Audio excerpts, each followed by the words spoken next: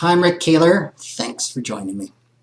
Building a successful business is very much like being a parent. You start with an infant, a tiny enterprise that needs constant attention. It often deprives you of a lot, including sleep.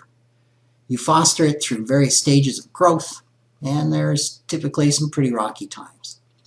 You enjoy the satisfaction of seeing it grow into something that can stand on its own, and finally, when it's time for your active involvement with the business to end, you may rely on it to carry on your legacy and also take care of you financially. Making that transition from taking care of your business to having the business take care of you, well, that's the purpose of a succession plan. Planning helps ensure the orderly transfer, I stress orderly, of a business from the founders or the current owners to the next generation. A succession plan is especially important if you want the business to continue beyond your career or your lifetime.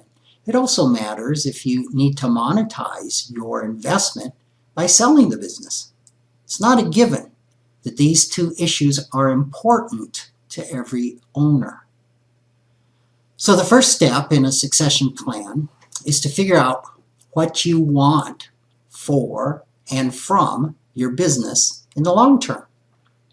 Is your goal to pass it on to later generations within the family or current employees? Will you search for new ownership from outside the company? Can your buyer pay cash, or will you need to finance a portion of the sale? Do you need the sale proceeds to fund your retirement? Or would you like to structure the sale to leave a financial legacy for your heirs? Or will the end of your working life mean just closing the doors? Some small businesses are so tied to the owner's skills and interests that the owner's retirement effectively brings the business to an end. This might be the case for, say, a woodworking shop, a professional practice, a consulting business, or a design firm where you are the main talent. Once you've clarified what you want, then don't wait too long to do the actual planning. For an internal succession plan, it's important to start about 10 years ahead of your anticipated retirement. One of the biggest challenges here is having an internal successor identified and developing that person's skills. It's not uncommon to go through several potential successors before finding the right one. If keeping the business in the family matters to you, then it's essential to make sure anyone you consider to take your place really wants the job, rather than just feeling it's a family obligation to do so.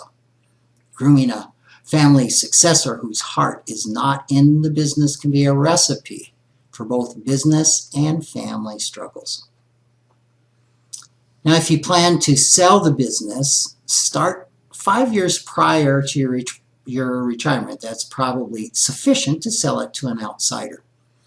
You will need to get the financial books in order and make sure that you have appropriate staffing.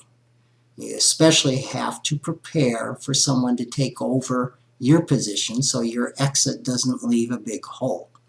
It's also a good idea to leave a few years for the marketing of the business ahead of the time that you want to sell it. It often takes a couple of years to market a business. A typical challenge that I see with selling a business, whether inside or outside the family or the current employees, is how to structure the deal. Financing the purchase is an option that carries some risks. It's a good idea to secure the purchase against the collateral that would be outside of the business, like a piece of real estate, for example. But that is not always possible. Another choice is to start by selling a portion, maybe 10 or 20% of the business, to a potential successor, and then selling more shares over time until you're ready to sell a majority to that new owner. Keeping some ownership can provide you with some control early on and with dividends to help you fund your retirement when you really do step away from the business. If your business ends when you retire and is not a saleable asset, what you need then is a succession plan. This plan is simple, but it needs to start early. Make sure you use part of the income from your business to fund your retirement and provide for your future. Thanks for listening.